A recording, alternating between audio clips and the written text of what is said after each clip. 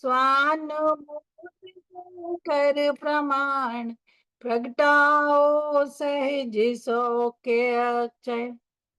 एक एक शक्ति की महिमा वचनों में नहीं आवे।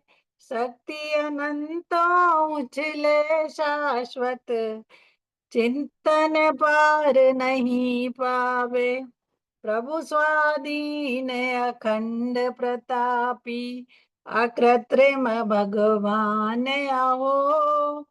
जो भी ध्यावे शिव पद पावे, ध्रुव परमेष्टि रूप विभो। ब्रह्म को छोड़ो करो प्रतीति, हो निशंक निश्चल निर्भय। स्वानुभूति से कर प्रमाण, प्रगटाओ सहज सौख्य अक्षय। केवल ज्ञान अनंता प्रगट, ऐसा ज्ञान स्वरूप आओ। काले अनंत अनंत सुख विल से, है अव्यय सुख सिंधु हो। अनंत ज्ञान में भी अनंत ही निज स्वरूप दर्शाया है। पूर्ण पने तो दिव्य ध्वनि में, बिना ध्वनित हो पाया है। देखो प्रभुता एक मुहूर्त में, सब कर्मों पर लहे विजय। स्वानुभूति से कर प्रमाण, प्रगटाओ सहज सौख्य अक्षय। आत्मज्ञान बिन चक्री इंद्रादिक भी तृप्ति नहीं पावे। सम्यक ज्ञानी नरकादिक में भी अपूर्व शांति पावे। इसीलिए चक्री तीर्थंकर बाह विभूति को तजते, हो निर्ग्रंथ दिगंबर मुनिवर चिदानंद पद में रमते। धन्य धन्य वे ज्ञानी ध्यावे, समय सार निज समय समय। स्वानुभूति से कर प्रमाण, प्रगटाओ सहज सौख्य अक्षय। चंचल विपुल विकल्पों को तो एक स्फुलिंग ही नासे। आत्म शिखा जी, एक स्टैंड छोड़ दिया आपने, चक्रवर्ती की नव निधियां। ओ सॉरी सॉरी आंटी जी। चक्रवर्ती की नव निधियों पर निज निधियों का पार नहीं। 14 रत्न चक्रवर्ती के, आत्म गुण भंडार सही।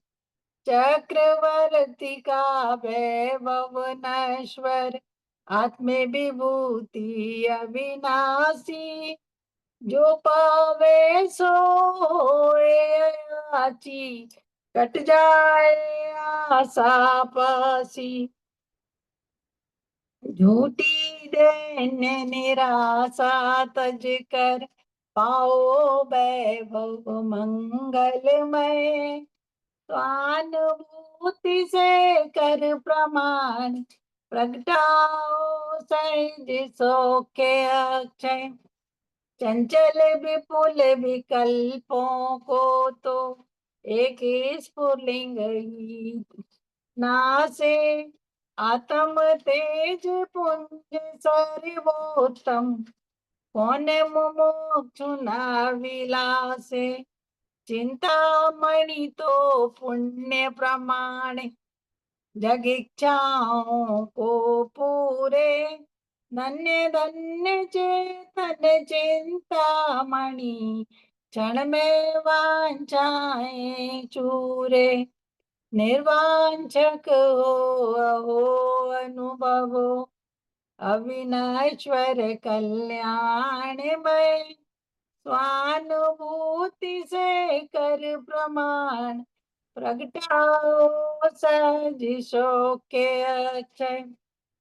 जिन धर्मों की पूजा करते उनका धर्मी सुदातम। परम पूज्य जानो पहचानो शुद्ध चिदंबर परमात्म।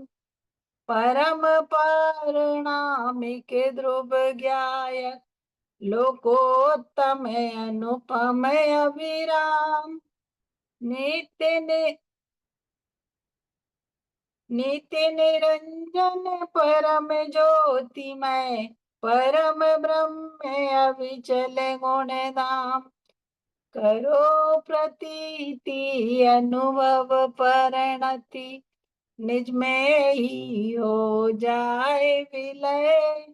स्वानुभूति से कर प्रमाण प्रगटाओ सहज सो के अक्षय। गुरु की गुरुता प्रभु की प्रभुता आत्माश्रय से ही प्रगटे। भव भव के दुखदाई बंधन स्वाश्रय से क्षण में बिगटे। आत्म ध्यान ही उत्तम औषधि आत्म ध्यान ही उत्तम औषधि भव का रोग मिटाने को। आत्म ध्यान ही एकमात्र साधन है शिव सुख पाने को। झूठे अहंकार को छोड़ो सुदातम की करो विनय।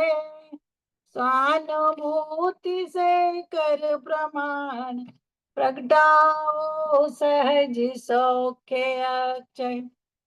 रुचि न लगे यदि कहीं तुम्हारी एक बार निज को देखो। खुली हुई द्रव्यार्थिक चक्षु से निज महिमा को देखो।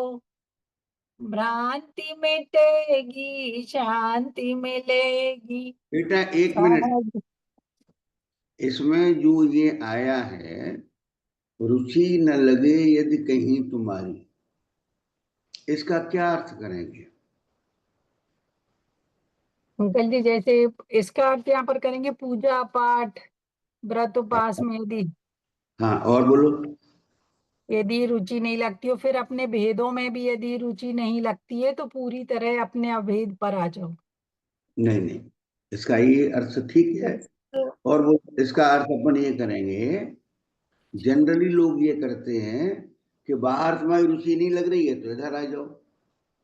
ये जो बात कह रहे हैं धर्मात्मा जीव को कह रहे हैं, जो कर्मों से बंधा हुआ मानता है, जो बाहर के क्रियाकांड में पड़ा हुआ है, उसको कह रहे हैं अगर तू संतुष्ट नहीं हो रहा, अगर तेरे को आनंद नहीं आ रहा है तो एक बार निज को देख।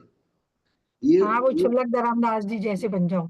अज्ञानी जीव जो है ना उसको नहीं कह रही है। पंडित जी साहब ये बात कह रहे हैं 11वें नंबर पर, शायद 11वें पे कह रहे हैं, रुचि न लगे 10वें पर जी अंकल रुचि जी। न लगे यदि कहीं तुम्हारी, समझ में आई कि जी तुम्हारी रुचि नहीं। माधुरी की बात समझ में आई कि नहीं आई? कोई कह साहब कि आपको इंद्रियों के विषयों में रुचि नहीं लग रही हो, तो ऐसा कौन है जो ये कहेगा कि इंद्रियों के विषयों में रुचि नहीं लग रही? जिसको लग रही है उसको लग रही है ना? जी जी अंकल जी। रुचि न लगे ये पूजा, समझ में आई बेटा बात? पूजा को कुछ कहना चाह रही है, बोलो। नहीं अंकल जी, सॉरी, मैं ना सुन नहीं पाई वो आपने जो बोला। अभी बात करते हैं, चलो हाँ बोलो बेटा। रुचि न लगे यदि कहीं तुम्हारी एक बार निज को देखो। खुली हुई द्रव्यार्थिक चक्षु से निज महिमा को देखो। भ्रांति मिटेगी शांति मिलेगी सहज प्रतीति आएगी। समाधान निज में ही होगा आकुलता मिट जाएगी। चूक न जाना स्वर्ण में अवसर, करो निजातम का निश्चय। स्वानुभूति से कर प्रमाण, प्रगटाओ सहज सौख्य अक्षय। आत्मा ने अपनी वैभव गाथा, सुनो परम आनंदमय। जिन मार्ग कितना आगे की लाइन तो बोल दो। स्वानुभूति से अनुभूति से करो कर प्रमाण, प्रमाण, प्रगटाओ प्रगटाओ सहित सौख्य। क्या कह रहे हैं? इसका मतलब क्या कह रहे हैं कि बातें मत करो, प्रमाण करो, इसको इस पर राइट लगाओ। कैसे लगाएं? आत्मानुभूति से। लेकिन यहाँ हमेशा याद रखना कि आत्मानुभूति के लक्ष्य से आत्मानुभूति नहीं होती है ना। रुचि न लगे यदि कहीं, चूक न जाना स्वर्णिम अवसर, करो निजातम का निश्चय। चलो। जिन मार्ग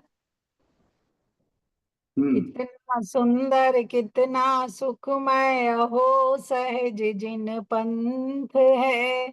धन्य धन्य स्वाधीन निराकुल, मार्ग परम निर्ग्रंथ है। श्री सर्वज्ञ प्रणेता जिसके, धर्म पिता अति उपकारी।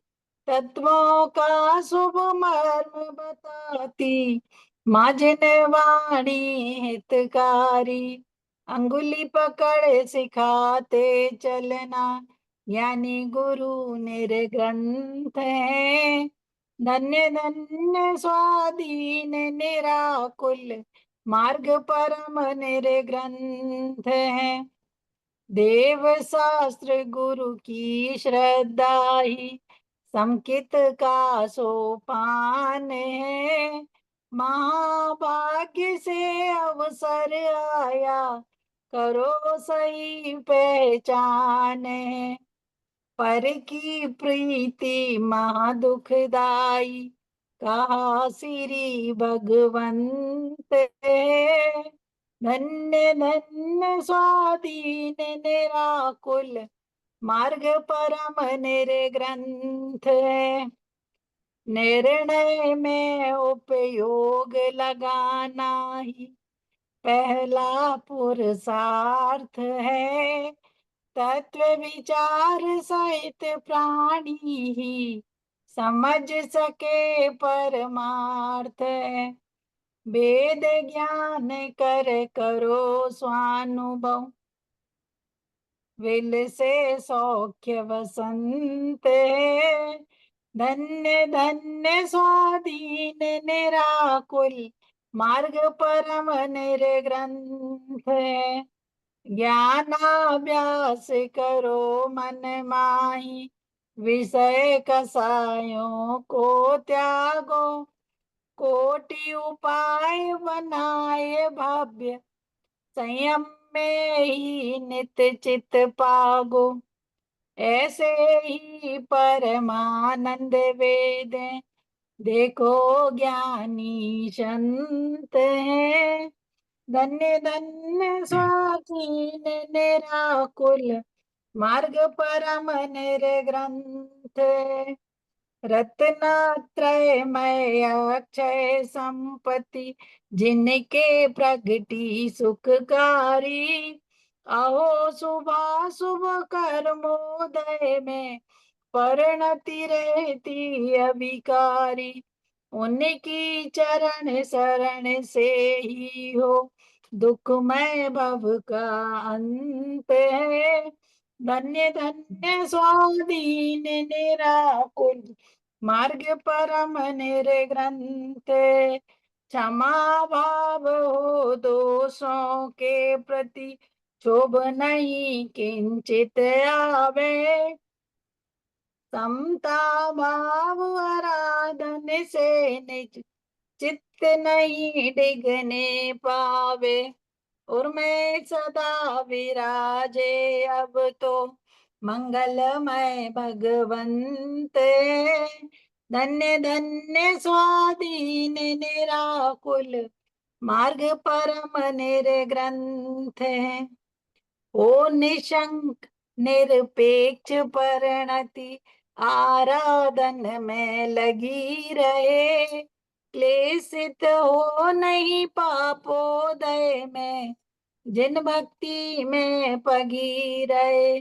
पुण्योदय ये जो बात है, हो निशंक निरपेक्ष परिणति, आराधन में लगी रहे। अब ये कौन सी वाली निरपेक्ष परिणति है? कारण शुद्ध पर्याय वाली है या ज्ञान में ज्ञायक जानने में आता है वो है? कौन सी है बेटा? ज्ञान में ज्ञायक ही जानने में आ रहा है, ये वाली होगी। अच्छा, देखो राजकुमारी से पूछते हैं। इसमें है जो ये सापेक्ष परिणति है, ये परिणति निरपेक्ष हो जाए। समझ में आई बात? निरपेक्ष हो जाए माने क्या? निरपेक्ष होने वाला किसी से कोई अपेक्षा नहीं, निर्वांछक हो जाए। वो तो जब निरपेक्ष होगी तो निरपेक्ष माने ही निर्वांछक है। निरपेक्ष हो जाए, ये बहुत मार्मिक बात है। ये ज्ञायक बात, भाव की बात नहीं है। ये बात किसकी है कि जो परिणति आत्मा आराधन में लगे, जो पुरुषार्थ करे, सबसे निरपेक्ष हो जाए। बाद में तो इसने देवशास्त्र गुरु से भी निरपेक्ष हो। चलो, क्लेशित हो नहीं पापोदय में, जिन भक्ति में पगी रहे। पुण्योदय में अटक न जावे, दिखे साध्य महंत है। धन्य धन्य स्वाधीन निराकुल, मार्ग परम निर्ग्रंथ है। परलक्षी वृत्ति ही आकर, शिव साधन में विघन करे।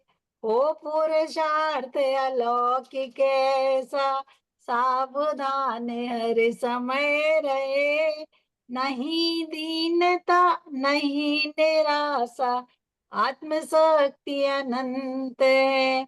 धन्य धन्य स्वाधीन निराकुल, मार्ग परम निर्ग्रंथ है। चाहे जैसा जगत परिणमे, इष्ट अनिष्ट विकल्प ना हो। ऐसा सुंदर मिला समागम, अब मिथ्या संकल्प न हो। शांत भाव हो प्रत्यक्ष भासे, मिटे कषाय तुरंत है। यही भावना प्रभो स्वप्न में भी, विराधना रंचना हो। सत्य सरल परिणाम रहे नित, मन में कोई प्रपंच ना हो। विषय कषायारंभ रहित, आनंदमय पद निर्ग्रंथ है। धन्य धन्य स्वाधीन निराकुल, मार्ग परम निर्ग्रंथ है। धन्य घड़ी हो जब प्रगटावे, मंगलकारी जिन दीक्षा। प्रचुर स्वसंवेदनमय जीवन, होए सफल तब ही शिक्षा। अविरल निर्मल आत्म ध्यान होए भ्रमण का अंत है। धन्य धन्य स्वाधीन निराकुल, मार्ग परम निर्ग्रंथ है। अहो जितेंद्रिय जित मोही, सहज परम पद पाता है। समता से संपन्न साधुई, सिद्ध दशा प्रगटाता है। बुद्धि व्यवस्थित हुई सहज ही, यही सहज शिव पंथ है। धन्य धन्य स्वाधीन निराकुल, मार्ग परम निर्ग्रंथ है। आराधन में क्षण क्षण बीते, ओ प्रभावना सुखकारी। इसी मार्ग में सब लग जावे, भाव यही मंगलकारी। सददृष्टि सद ज्ञान चरण में, लोकोत्तम यह पंथ है। धन्य धन्य स्वाधीन निराकुल, मार्ग परम निर्ग्रंथ है। तीन लोके तीन काल में शरण यही है भविजन को। द्रव्य दृष्टि से निज में पाओ, व्यर्थ न भटकाओ मन को। इसी मार्ग में लगे लगावे, यही सच्चे संत हैं। धन्य धन्य स्वाधीन निराकुल, मार्ग परम जिन मेरे ग्रंथ है शाश्वत अकृम वस्तु, ज्ञान स्वभावी आत्मा। जो आत्म आराधन करते, मने सहज परमात्मा। प्रभावों से भिन्न निहारो, आप स्वयं भगवंत है। धन्य धन्य स्वाधीन निराकुल, मार्ग परम निर्ग्रंथ है। बहुत बढ़िया, शाबाश। 1 मिनट राजकुमारी, जो मैंने क्वेश्चन किया था शिखा से, तो आप जवाब देना चाह रहे थे। जो मैंने जवाब दिया कि ये सापेक्ष परिणति की बात है, तो आपका जवाब यही था। सापेक्ष परिणति ही करती है भाई सब आराधन तो। अरे वाह, क्या बात है, क्या बात है, शाबाश। सापेक्ष परिणति ही करती है आराधना। कमाल कर दिया है, बहुत बढ़िया। चलो हाँ बोलो। समझौता है नहीं? हाँ, रितेश है, रितेश जी। रितेश, जय श्री ओम नमः सिद्धेभ्य। जय श्री ओम नमः सिद्धेभ्य। जय श्री ओम नमः सिद्धेभ्य। जय श्री ओम नमः सिद्धेभ्य। नमो अरिहंताणं, नमो सिद्धाणं, नमो आयर्याणं, नमो वज्रायाणं, नमो लोये सब साहुणं। मंगलम भगवान वीरो, मंगलम गौतमो गणी, मंगलम कुंद कुंदाद्यो, जैन धर्मोस्तु मंगलम। सर्वमंगल मांगल्यम सर्वकल्याणकारकम, प्रधानम सर्वधर्माणां जैनम जयतो शासनम। जैनम जयतो शासनम। समय समय साराय स्वानुभूत्या चकासते, ये स्वभावाय भावाय सर्वभावांत ईशिरे। वंदित सर्वसिद्धे, दोहम अचलम अड़वम गदिम पत्ते, वो छामी समय पाहुड़मिड़मो, तुद केवली वड़दम, तुद केवली वड़दम। न प्रमत्त है न प्रमत्त है, बस एक ज्ञायक भाव है। इस भांति कहते शुद्ध, जो ज्ञात वह तो वही है। अबद्ध पुठ अनन्य नियत, अवशेष जाने आत्म को। संयोग विरहित भी कहे, जो शुद्ध नए उसको कहे। मैं एक दर्शन ज्ञान में नित्य शुद्ध हूँ, रूपी नहीं। ये अन्य सब पर द्रव्य किंचित मात्र भी मेरे नहीं। मैं एक हूँ, मैं शुद्ध निर्मम ज्ञान पूर्ण हूँ। तीन निज में ही रहूं, सब आश्रवों का क्षय करूं। उपयोग में उपयोग है, क्रोध आदि में उपयोग ना। बस क्रोध में है क्रोध, पर उपयोग में है क्रोध ना। ज्यों दृष्टि त्यों ही ज्ञान जग में है, अकारक अवेदक। जाने कर्म के बंध, उदय मोक्ष एवं निर्जरा। बहुत बढ़िया। मैंने आपको होमवर्क दिया था वो भूल गया मैं, मेरा कागज नहीं मिल रहा है। हाँ जी, मैं बता देती हूँ। हाँ बोलो, एक मिनट में लिख लूँ, बोलो। आपने होमवर्क दिया था 16 नंबर की गाथा का बताना है अर्थ, और हम्म ने दिया था कि 14 और 15 में डिफरेंस बताना है, और हम्म आपने कहा था कि विलसता हुआ आत्मा उससे क्या समझते हो, हम्म ये बताना है। और तीन बात। 31 नंबर की गाथा द्रव्येंद्रिय भावेंद्रिय से। अच्छा, कौन सी, क्या बोला आपने अंजू दीदी? वो गाथा अरे में आप दीदी मत बोला करो इनको। अंजू बोला करो, अच्छा लगे। 31 नंबर की गाथा द्रव्येंद्रिय भावेंद्रिय वाला जो विषय था ना, उससे। द्रविंद्रिय भावेंद्रिय और इंद्रियों के विषय भूत रूप जो आत्मा है उसका वो करना है। हो गया, कमाल होने लगे आजकल तो, है ना। चलो, इसमें किसने, बताओ कौन बताएगा भैया? 16 नंबर की गाथा का भाव कौन बताएगा? सुषमा अंकल जी जी, क्या नहीं बताऊंगी? मैं हाँ शुरू बोलो, बोलो बोलो बोलो। एक मिनट बेटा, अंजू और कोई बताएगा अंजू के अलावा? हाँ बोलो अंजू बेटा। मैं थोड़ी कोशिश कर लूंगी अंकल जी, अगर आप करेंगे तो। अंजू के बाद कोशिश क्यों करोगी? आप सक्षम हो बेटा। हाँ अंकल जी, मुझे बोलना तो नहीं आता है इतना अच्छा शास्त्रिक भाषा में, शब्द शास्त्रों की भाषा में, हमें तो मालूम, लेकिन हमें तो बहुत मालूम पड़ा है थोड़ा कि सा कुछ। तुम बहुत बोलती हो। चलो बोलो। जय श्री ओम नमः सिद्धेभ्यः। ओम नमः सिद्धेभ्यः। नमः सिद्धि। आज हम 16 नंबर की गाथा का भावार्थ पुनः एक बार फिर से समझने का प्रयास करेंगे।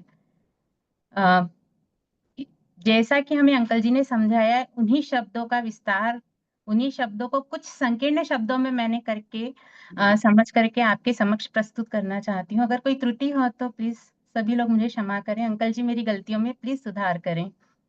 ये 16 फॉर्मेलिटीज नंबर नहीं, की गाथा इस प्रकार है। हाँ, सीधे शुरू हो जाओ, फॉर्मेलिटीज नहीं है। गणितानि चरितानि सेवितवाणी साहुणाणि चं ताणी पण जाणतीनि वि अपाणम चेवणी छयदो चारित्री दर्शन ज्ञान को सब साधु जन सेवे सदा, ये तीन ही है आत्मा बस कहे निश्चय नय सदा। अगर हम इस गाथा का भावार्थ सीधा सीधा लें तो सिर्फ 2 शब्दों में हम कह सकते हैं कि वे साधुजन जो सम्यक दर्शन ज्ञान और चारित्र का सेवन करें, वे साधु हैं। अगर हम ऐसा समझें, लेकिन यहाँ हम इसको थोड़ा सा विस्तार रूप में समझना चाहेंगे कि साधु शब्द से हम क्या लें और कैसे हम उस सिद्धि तक जो कि हमें प्राप्त करना है, उस कार्य की सिद्धि तक कैसे पहुंचे। तो यहाँ हमने 2 बातों को समझा था, क्योंकि यहाँ पे ये कहा है कि जो दर्शन ज्ञान चारित्र का सेवन करे वे साधु हैं, और ये तीनों कोई अलग चीज नहीं है, ये जो है वो एक आत्मा ही है, जो इन तीनों का सेवन करे वो ही आत्मा है। तो यहाँ हमने सीधा सीधा ये समझा है कि साध्य मतलब जिस भाव से हमको साधन की सिद्धि हो, वो भाव कौन सा। तो आज हम जानेंगे कि उस सिद्धि के लिए, उस साध्य के लिए किस साधन की हमें जरूरत है, मतलब किस साधन को हमें, किस साधन की सामर्थ्य को हमें पहचानना होगा।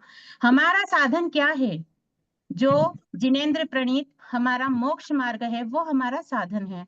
और साध्य क्या है, सिद्ध, एक सिद्ध को प्राप्त करना, मोक्ष हो, यह हमारा साध्य है।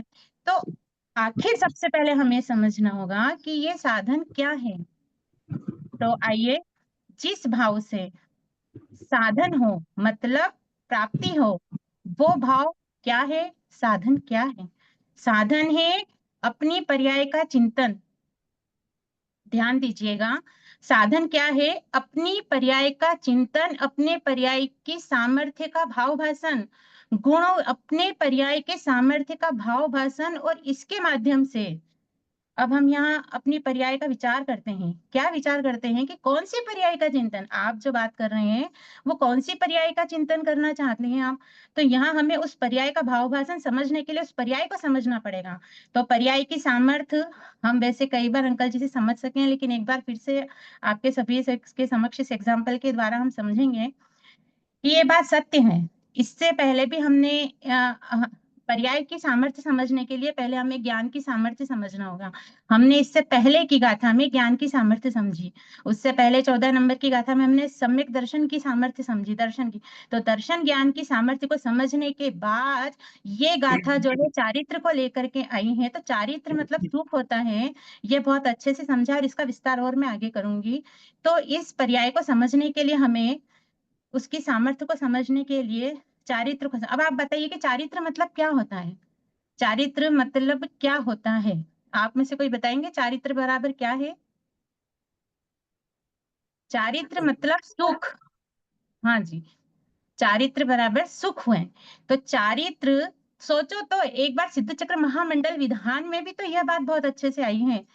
क्या कि पर्याय की सामर्थ्य समझिए कि अब तक जो शब्द लिखे गए हैं और बोले गए हैं, वर्तमान में जो शब्द बोले जा रहे हैं और लिखे जा रहे हैं, और भविष्य में भी जो शब्द लिखे जाएंगे या बोले जाएंगे, उन सभी का टोटल करो। हमें पर्याय की सामर्थ्य समझना है। ये हमारी एक समय की पर्याय की सामर्थ्य हम समझ रहे हैं।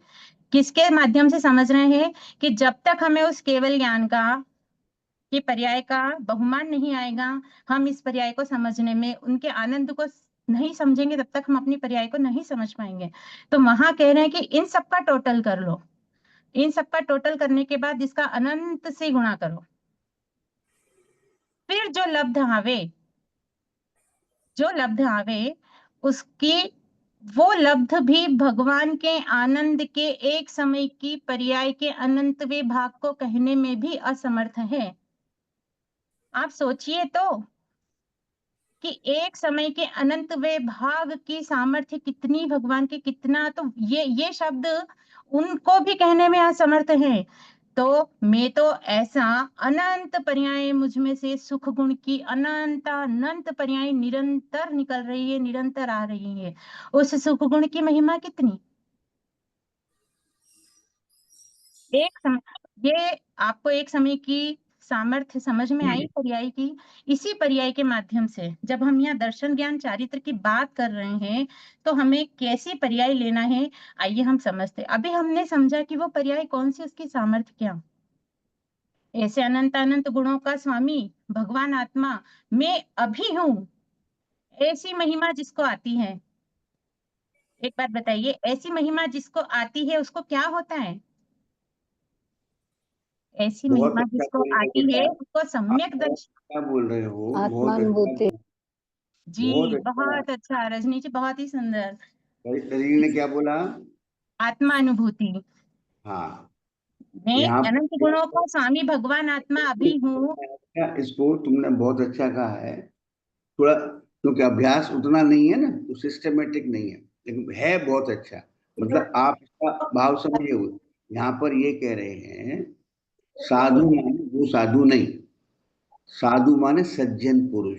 जी अंकल जी, मैं बताऊंगी आगे। हम्म, आगे एक एक हम इस गाथा के एक एक शब्द को बखूबी समझेंगे ताकि हमें ये हमेशा के लिए याद रहे। हमने एक एक शब्द को, अभी हमने पहले पर्याय की सामर्थ्य समझी क्योंकि हमें समझना था कि साधन से साध्य तक हम कैसे सिद्धि कर सकेंगे। तो अब यहाँ पर हमारी बात आती है कि जिस को ऐसी महिमा आती है उसको आत्मानुभूति होती है, वस्तु स्वरूप की उपलब्धि होती है, उसको सम्यक दर्शन होता है। ठीक है। अब यहाँ आचार्य श्री भेद के माध्यम से अभेद की महिमा कह रहे हैं, जो हमने अभी स्पष्ट रूप से समझा। कैसे, हम सुनिए, चाहे हम ज्ञान के माध्यम से जाएं, हमने 15 नंबर की बात गाथा में हमने ज्ञान की महात्म्य को समझा था। तो चाहे हम ज्ञान के माध्यम से समझें, चाहे हम चारित्र के माध्यम से समझें, या चाहे हम दर्शन के माध्यम से जाएं, हमें प्राप्ति उस आनंद की अनेक अभेद आत्मा की ही होनी है। आप मेरी बात को बहुत अच्छे से समझ रहे होंगे कि मैं क्या कहना चाह रही हूँ। कि इस अभेद आत्मा तक पहुंचने के लिए हमें अगर इन पर्यायों का सहारा भी लेना हो तो कैसे हमारे बीच में ये सब आती हैं। इन तीनों आत्मा के ये तीन एक भेद होने के कारण आचार्य ऋषि ने यहाँ पर इन्हीं को आत्मा कह दिया है। यहाँ हमने समझा था कि जैसे एक एग्जाम्पल के द्वारा हम इसको समझ सकते हैं कि हम अपने बच्चे के कौन से हाथ की कौन सी उंगली को पकड़ें ताकि हमारा पूरा बच्चा हमें पकड़ में आ जाए। ठीक है, तो हम कहीं से भी बच्चे को पकड़ें, हम कोई सी भी उंगली पकड़ें, कोई से भी हाथ को पकड़ें, तो क्या पूरा बच्चा पकड़ में आता है कि नहीं आता? इसी प्रकार इसे भी ऐसे ही समझिएगा। अब आइए, यहाँ इस गाथा में कहा गया है कि जो इन तीनों का सेवन करता है वो साधु पुरुष है। तो अब यहाँ हम साधु पुरुष को समझते हैं कि वास्तव में साधु पुरुष मतलब क्या।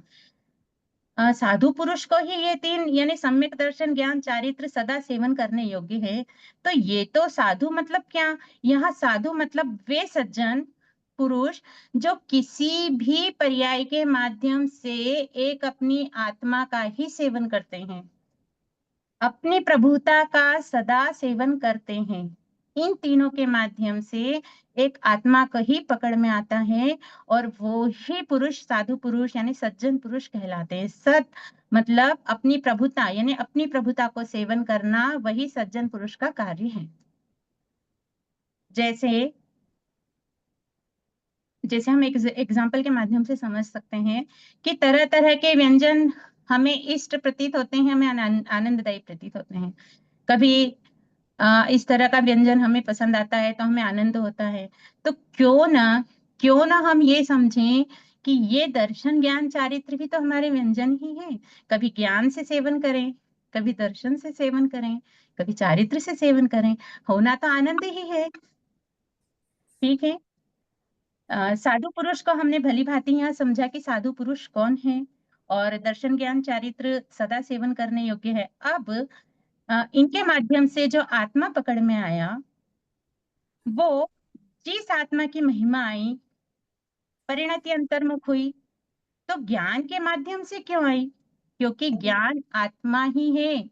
ज्ञान हमारे सर्वात्म प्रदेशों में व्याप्त है, आत्मा के सर्वात्म प्रदेशों में व्याप्त है। इसलिए परमार्थ से ये तीनों ही आत्मा की पर्याय हैं।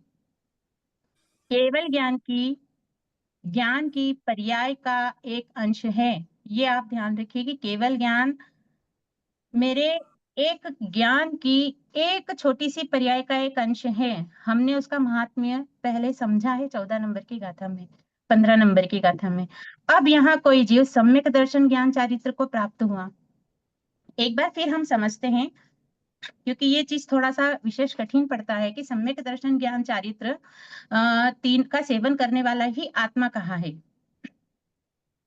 तो एक एग्जाम्पल के माध्यम से हम समझेंगे इस चीज को फिर से कि कोई जीव अगर सम्यक दर्शन, ज्ञान, चारित्र को प्राप्त होता है तो वह अपने स्वभाव का उल्लंघन नहीं करता।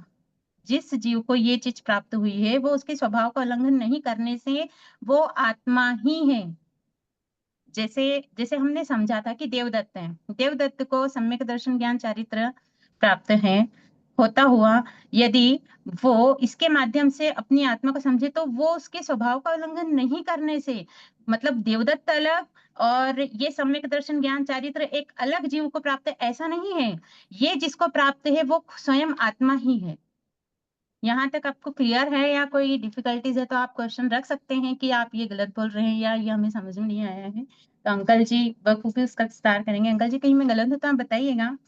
अब यहाँ इस विषय को और स्पष्ट रूप से समझने के लिए हम कहते हैं कि यहाँ जो दर्शन, ज्ञान, चारित्र को सेवन करने की बात आई है ना, बहुत ही विशेष बात आप सभी के समक्ष रखना चाहूंगी कि दर्शन, ज्ञान, चारित्र को। एक मिनट बेटा, एक मिनट। अभी जो है ना और भी शायद 2-4 लोगों को बोलना होगा, तो आप इसको 2-3 मिनट में वाइंड अप कर लो। अच्छा, जी जी अंकल जी। तो आप बहुत अच्छा बोल रहे हो।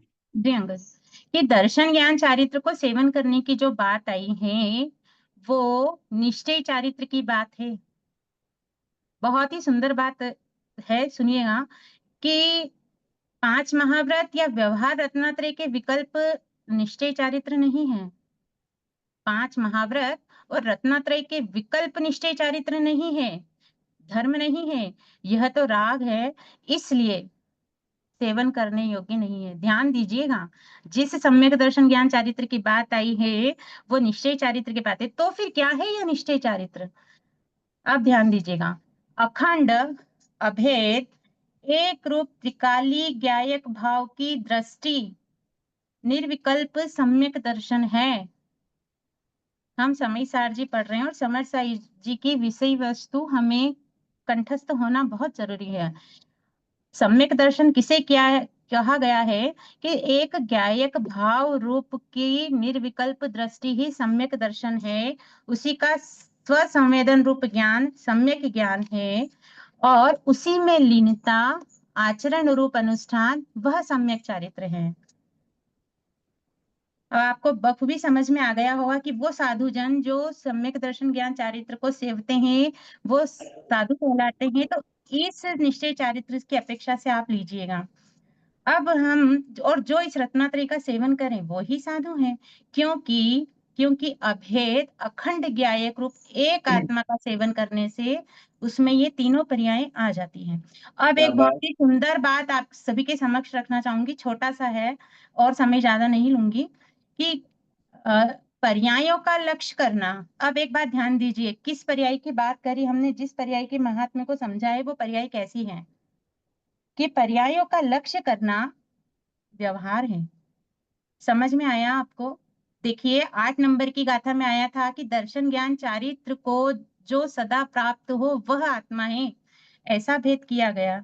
लेकिन परमार्थ से देखा जाए तो ये तीनों एक आत्मा ही है, क्योंकि तीनों पर्याय आत्मा से भिन्न नहीं है। अब यहाँ ध्यान देना, मेरे एक एक शब्द पे आप ध्यान दीजिएगा, क्योंकि आगे के जो मैं बोलने जा रही हूँ वो इसी से रिलेटेड है। इस एक आत्मा का सेवन करने से, ध्यान दीजिएगा, इस एक आत्मा का सेवन करने से ये 3 निर्मल पर्याय उत्पन्न हुई है, न कि इन तीनों का सेवन करने से निर्मल पर्याय उत्पन्न हुई है।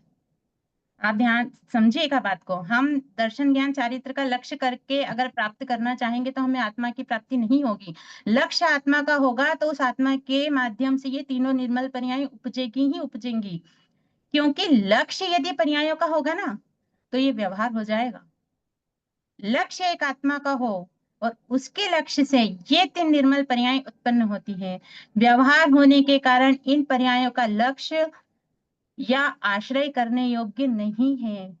इस गाथा से बाद में मैंने कुछ ये चीज है कि हमें ये तो मानना है कि इन तीनों का सेवन करने वाला पुरुष साधु है और ये तीनों सेवने योग्य हैं, लेकिन लक्ष्य एक आत्मा का होना चाहिए। धन्य है गुरुवर, धन्य है गुरुवर। आपने हमें बहुत पर्याय सुंदर। दृष्टि से बचाकर लक्ष्यभूत दृष्टि पर हमारा आत्म चिंतन कराया है। जय श्री ओम नमः सिद्धेभ्य, जय श्री ओम नमः सिद्धेभ्य। बहुत अच्छा बहुत आपने सुंदर। आपने जो बोला है बहुत अच्छा बोला है, और इसको इम्प्रूव करो, है ना, हर तरीके से, क्योंकि आत्मा ऐसी वस्तु है जिसमें बहुत गुंजाइश है अभी कहने की, है ना। चलो हाँ बोलो, कौन बोलेगा? पूजा बोल रही है। अंकल जी पूरा विषय आ गया, यही कहना था मुझे और पूरा विषय आ गया बस। और बोलो। चलो ये हो गया। अब इसके बाद 14 और 15 अंकल जी नंबर आप बीच में कुछ समझाने वाले थे, प्लीज वो बता दीजिए। बात समझाएंगे। सुनो, बात सुनो। 14 ऐसा मैं बुलवाना चाह रहा हूं आप लोगों से। एक तो टाइम की लिमिट रख लेंगे अगली बार से, है ना, टाइम की लिमिट रखनी है। और दूसरी बात, अब 14-15 नंबर की गाथा में क्या डिफरेंस है? 14 नंबर की गाथा में और 15 नंबर की गाथा में क्या डिफरेंस है?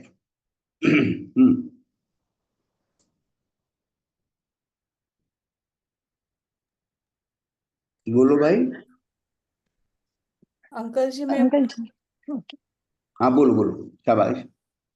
14 नंबर में आत्मा को समझाया है कि वो कैसा है, अबद्ध पुट अनन्य नियत, मीन्स वो निश्चय नहीं का जो विषय है वो समझाया है, और उसको जानना 15 नंबर में कहा है कि वो संपूर्ण तो जिन शासन।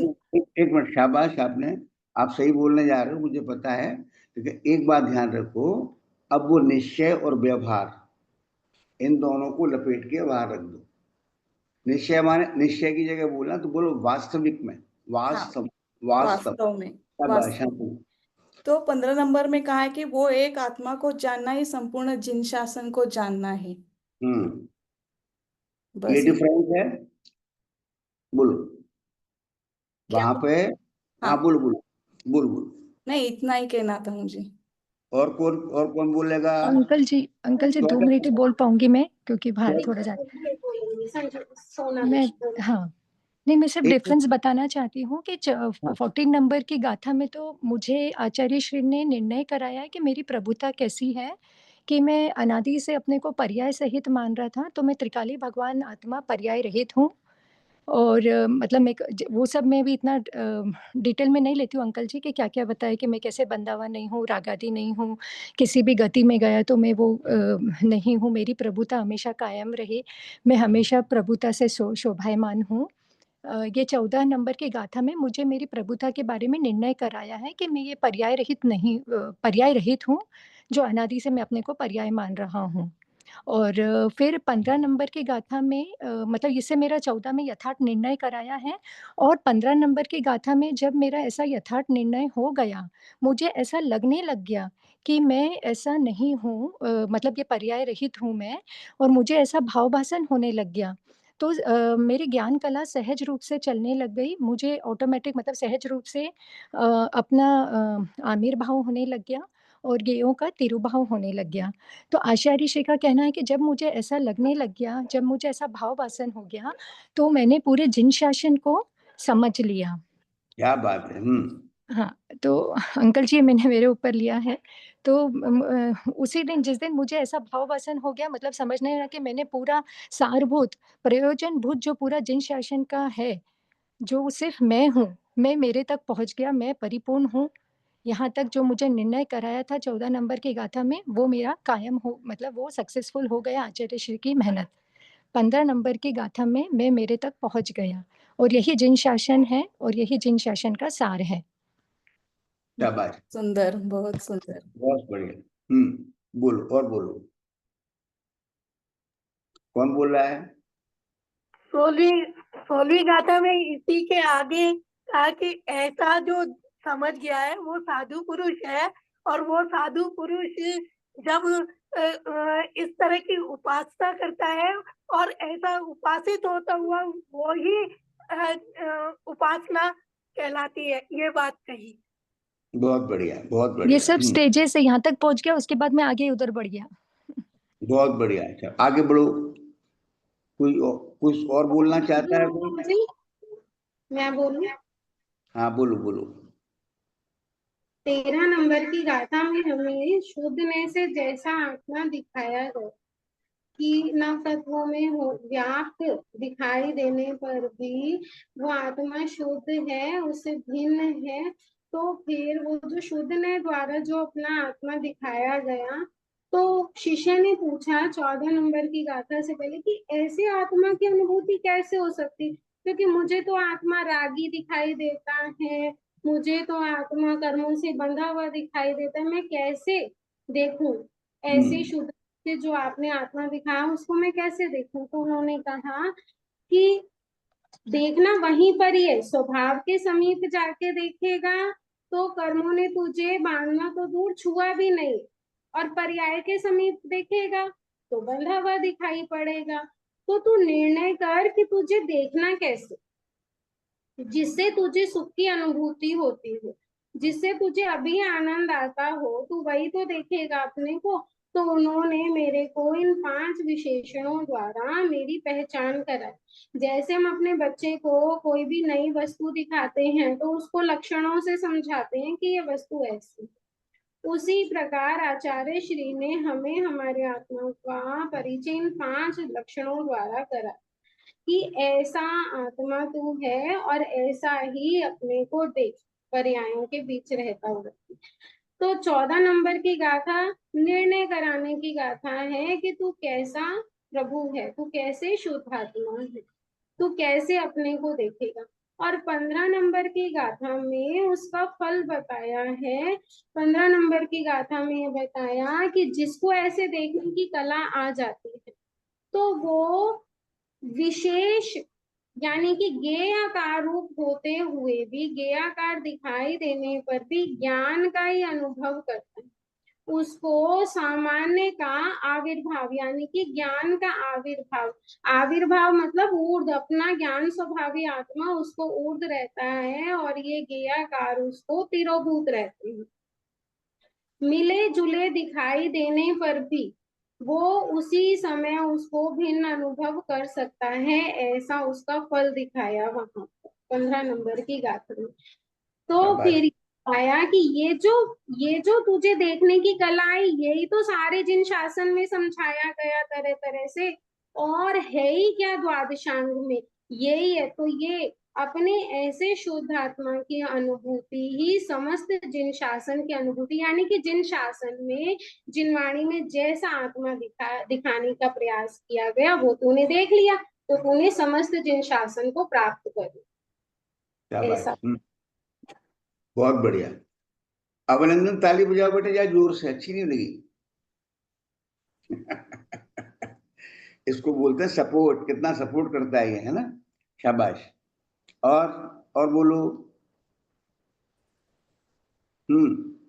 अरे भाई शिखा, तुम बोलो, तुम्हारा कॉन्सेप्ट तो बहुत क्लियर है। अंकल जी सभी कुछ आ गया, सबने बहुत क्लियर कर दिया। मेरे को तो बस ये जो आपने 5 विशेषण में हमें अलग प्रभु बताया था कि पहले अवध पुट में निर्णय कराया आपने कि मैं प्रभु हूँ, फिर अनन्य में कराया कि मैं एक ही प्रभु हूँ, सदा काल शाश्वत प्रभु हूँ मैं।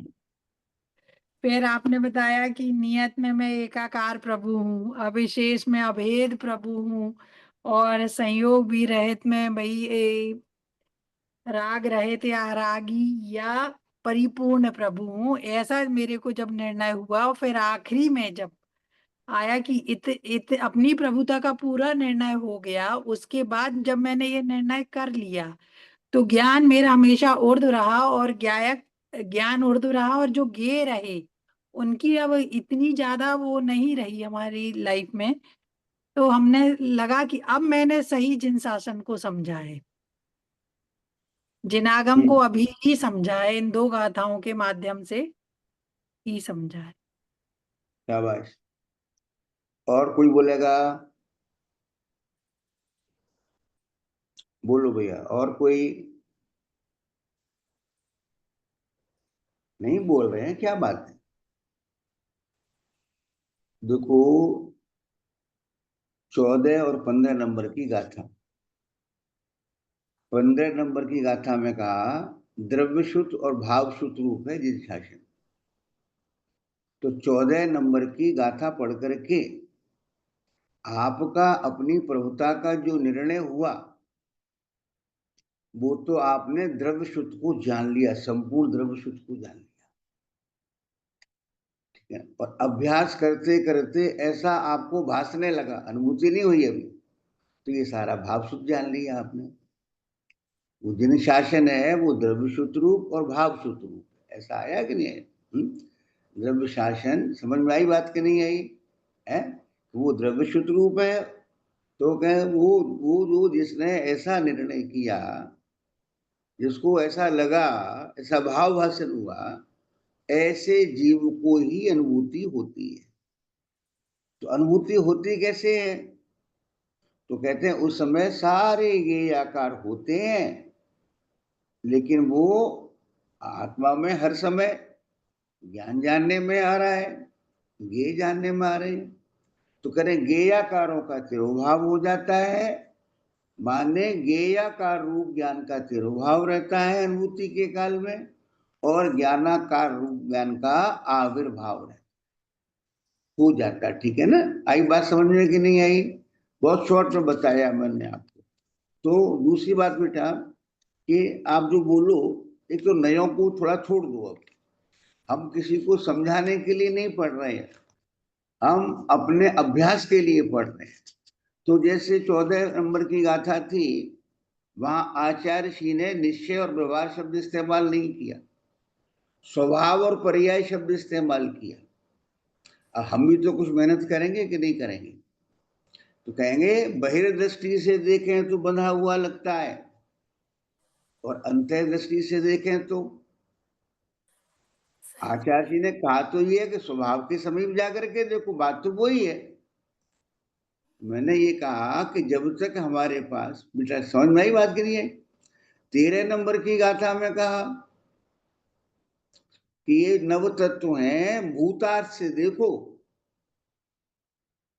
है ना। नव तत्वों को, इसको पढ़ाएंगे, दोबारा पढ़ाएंगे, चिंता नहीं करो।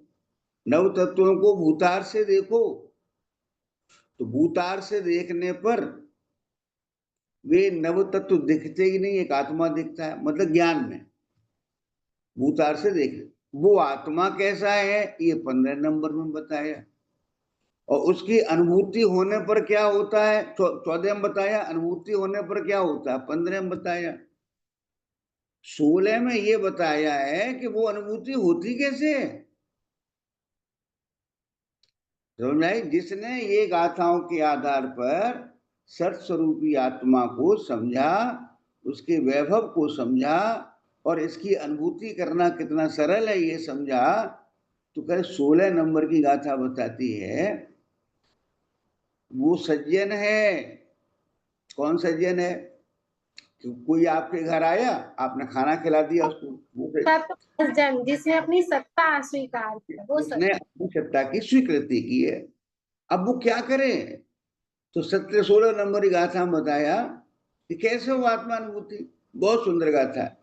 इस बार के राउंड में तो मेरे को सबसे सुंदर गाथा लग रही है कि तू कभी ज्ञान के माध्यम से चिंतन कर, कभी चारित्र के माध्यम से चिंतन कर, कभी दर्शन के माध्यम से चिंतन। जो सज्जन पुरुष हैं वो ज्ञान के माध्यम से चिंतन करते करते अपने आत्मा तक ही पहुंचते हैं, तो ज्ञान है, स्वात्मा है। चारित्र का चिंतन करने से, सुख का चिंतन करने से आत्मा तक ही पहुंचते हैं। अब चिंतन करें कैसे? तो अंजू ने लिया था सुख गुण, सुख की बात करी। यहां सम्यक दर्शन, सम्यक ज्ञान, सम्यक चारित्र की बात नहीं करनी अपने, ठीक है ना। हमने क्या बात कर रही है कि चिंतन कैसे करें। तो पढ़ाया था मैंने आपको, ज्ञान का चिंतन कैसे करें कि आत्मा तक पहुंचे। ओ केवल ज्ञान तो ज्ञान गुण की एक पर्याय है। यहां हमने आपको 80 नंबर गाथा भी याद दिलाई थी प्रवचन। ज्ञान गुण की एक पर्याय, एक समय की पर्याय केवल ज्ञान, और जिसमें लोकालोक जानने में आता है। एक बार जानने में आता है, 3 लोक के और अलोक के सभी द्रव्य अपने समस्त गुणों और समस्त पर्यायों सहित एक साथ झलकते हैं अनंतानंत बार। ये बात बहुत इंपॉर्टेंट है, क्योंकि एक केवली के केवल ज्ञान में सभी भूतकाल के केवलियों का और भविष्य के केवलियों का ज्ञान आएगा कि नहीं आएगा? बोलो पूजा, बोलो अंजू। जब आप अनंत अवस्था को प्राप्त करेंगे तो आपको जो केवल ज्ञान होगा, वो केवल ज्ञान वर्तमान में जो अरहंत है, तो आप और आपका केवल ज्ञान, क्योंकि वो पर्याय है, वो उन अरहंतों के ज्ञान में अभी है कि नहीं है। तो तुम्हारे ज्ञान की जो पर्याय प्रकट होगी उसमें सारे गेय होंगे कि नहीं होंगे? मेरे ज्ञान की जो पर्याय प्रकट होगी सारे गेय होंगे कि नहीं? तो ऐसे समस्त जीवों के जो भूतकाल में अरिहंत हो गए, सिद्ध हो गए, भविष्य में जो अरिहंत और सिद्ध होंगे, उन सबका केवल ज्ञान एक जीव के केवल ज्ञान की, यानी एक जीव के ज्ञान गुण की एक समय की पर्याय में जानने में आता है, झलकता है। और फिर कहा कि ऐसे अनंत लोकालोक होते तब भी वो ज्ञान की पर्याय में जानने में आ जाते। समझ में आई बात? तो ये क्या है तो पहले केवल ज्ञान की सामर्थ्य समझें और फिर ये विचार करें कि ऐसा केवल ज्ञान तो ज्ञान की एक समय की पर्याय के एक कोने में पड़ा हुआ है। हो तो मेरे ज्ञान की एक समय की पर्याय की सामर्थ्य क्या, समझ में आई? और जब वो सामर्थ्य समझ में आ जाए फिर विचार करना, मेरी एक समय की पर्याय की सामर्थ्य ये, तो ऐसी अनंत अनंत पर्याय जिस ज्ञान गुण में से आ रही है, ओहो उस ज्ञान गुण की सामर्थ्य क्या, समझ में आई बात की नहीं? क्या है उस ज्ञान गुण की सामर्थ्य? और जब वो ज्ञान गुण की सामर्थ्य भासने लगे फिर विचार करना। विचार करना कब? कि जब वो भासने लगे तब आगे बढ़ो। तो कि जब वो भासने लगे तब विचार करना, मेरे एक ज्ञान गुण की सामर्थ्य है, मैं तो ऐसे अनंत अनंत अनंत अनंत अनंत गुणों का पिंड हूं, अभी हूँ। अभी हूं, तो मेरी सामर्थ्य क्या, समझ में आई बात? मेरी सामर्थ्य क्या? तो ये कहाँ चले हम ज्ञान गुण की एक समय की पर्याय से हम आत्मा तक पहुंचे। तो जिसको ऐसा भास जाएगा, जिसको ऐसा यथार्थ में लगने लगेगा, उससे आत्मानुभूति कितनी दूर है? बोलो कितनी दूर है उसके? तो फिर ऐसे तो जो सज्जन पुरुष हैं वे अपने स्वरूप तक पहुंचने के लिए, अपने स्वरूप तक की महिमा करने के लिए, महिमा के माध्यम से अनुभूति करने के लिए कभी ज्ञान से विचार करते हैं।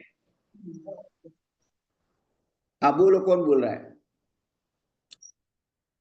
बोलिए कौन बोल रहे हैं? ऐसे ही कभी सुख से विचार करते हैं, सुख गुण के माध्यम से विचार करते हैं। क्या विचार करते हैं?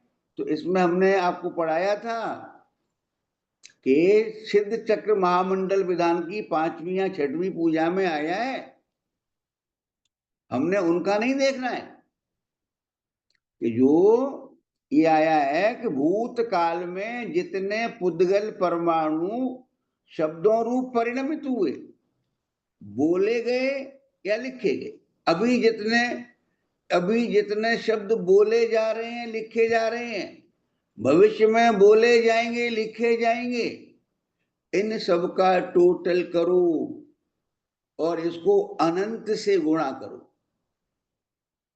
और अनंत से गुणा करने पर जो आया कि वो आपके, वो सिद्ध भगवान के एक समय की आनंद, एक समय के आनंद के अनंत में भाग को कहने में समर्थ नहीं है ना?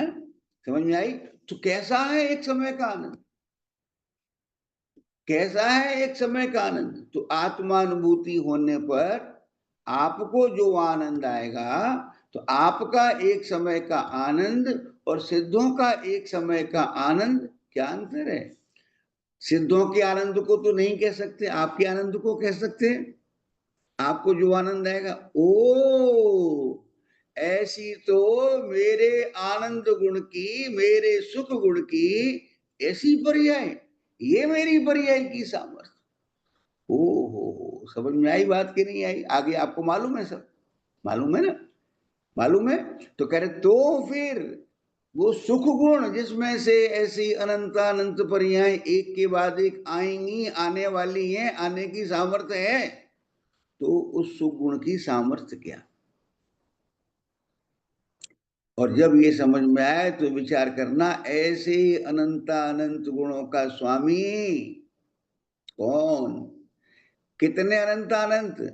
5 बार लगाओ, अनंत अनंत अनंत अनंत अनंत अनंत अनंत अनंत अनंत अनंत, ऐसे अनंत अनंत गुणों का स्वामी भगवान आत्मा यानी मैं, तो मेरी महिमा कितनी? समझ में आई बात? तो कह रहे हैं जिस समय ये तुम्हें, तो ये तो आपको, अंकल जी सिर्फ पर्याय की महिमा हुई है अभी तो। ये तो आपको बेटा नहीं, पर्याय की महिमा से अपन आत्मा की महिमा तक पहुंचे। पहले केवल ज्ञान की महिमा, उसके माध्यम से पर्याय की महिमा, पर्याय की महिमा के माध्यम से ज्ञान गुण की महिमा, और ज्ञान गुण की महिमा के माध्यम से आत्मा की महिमा। तो आचार्य श्री कहना चाहते हैं किसी भी गुण की पर्याय से चलो, आप किसी भी गुण से चलो, वो सब एक आत्मा तक ही ले जाए। वो जैसे आपका शहर है, देखो वो जो तुम्हारा घर है ना, तुम्हारा घर, तो तुम्हारे घर में प्रवेश करने के दो मार्ग हैं। नीलवाल की तरफ से आओ, घेवरा की तरफ से आओ, है। हमारे सेक्टर 16 में प्रवेश करने के कितने मार्ग हैं? कई मार्ग हैं, किधर से पहुंच जाओ, के जिनके पहुंच जाओगे। ऐसे ही करें आत्मा की महिमा लाने के लिए, करें कितनी चीजें हैं हमारे पास। तो इसमें 3 बताई आचार्य जी ने, ज्ञान है, दर्शन है, सुख है। ये सम्यक दर्शन सम्यक ज्ञान चारित्र की बात नहीं है। अंकल जी, ज्ञान से तो आती है, दर्शन से कैसे लगाएंगे? अभी तक ये नहीं आया, दर्शन से बताओ। दर्शन पर लगाएंगे, वैसे दर्शन पर लगाने की जरूरत नहीं है कि अपन लगाते हैं दर्शन पर, है ना। तो ये कह रहे हैं श्रद्धान किसका हो रहा है? टाइम हो गया है, कल लगाएंगे, नेक्स्ट टाइम याद रखना। अच्छा, तो क्या बात कह रहे थे, बात समझ में आई कि नहीं आई? तो ये कह रहे हैं कि आप ज्ञान की महिमा से आत्मा तक पहुंचो, सुख की महिमा से आत्मा तक पहुंचो। तो जैसे आप अंजुन का पकवान बना के खाते हैं, पकवान बना के खाते हैं तो पकवान क्यों बनाते हैं? आनंद तक पहुंचने के लिए। तो ऐसे ही अपने आत्मस्वरूप का आनंद लेने के लिए चाहिए पकवान बनाओ, चाहिए पकवान बनाओ, पहुंचना तो वहां है ना। समझ में आई? चलो, और तो ये जो गाथाएं हैं, इन सब की जो तारतम्यता है वो अपने को भासे तो आनंद ही आनंद है, और अपने शब्दों में भासे। आप जैसे समय सार में 14 नंबरी गाथा में बेटा पूजा का है, स्वभाव के समीप जाओ, पर्याय के समीप जाओ, तो ऐसा लगता है ना। तो पहले राउंड में पढ़ा हमने तो वहां तक तो ठीक था स्वभाव का। अब वही बात वैसे नहीं पढ़ेंगे ना, और तरीके से पढ़ेंगे। तो जैसे अपन ने एक आज थोड़ा आगे गए कि अंतर्दृष्टि से देखो, बहिर्दृष्टि से देखो, है ना। चलो, तो ऐसे ओम नमः सिद्धेभ्यः। तेजानंदी शुद्ध स्वरूपी अविनाशी में आत्म स्वरूप, ज्ञानानंदी पूर्ण निराकुल सदा प्रकाशित मेरा रूप, सर्वांग सुख में आह अलौकिक हूँ मैं परम परमात्म स्वरूप, मैं तो आनंद सिंधी हूँ नित्यानंद में सिद्ध स्वरूप, नित्यानंद में सिद्ध स्वरूप, निज निधि निज में बताई ये परम उपकार है, इसके लिए जिनवाणी माँ को वंदना शतवार है, वंदना शतवार है। नमो अरियंताड़म, नमो सिद्धाड़म, नमो आयदियाड़म, नमो उपज्जाड़म, नमो लोय सब सावलम। बोलो द्वादशांगिनी माता की जय। विश्व के महानतम जैन धर्म की जय जय जय जय। जय सभी को जय जय। सभी को जय जिनेंद्र, सभी को जय जिनेंद्र, जय जिनेंद्र सभी को। जय जिनेंद्र, भाई साहब सभी को कुछ जय, बोलने वाले सभी को हैं। जय।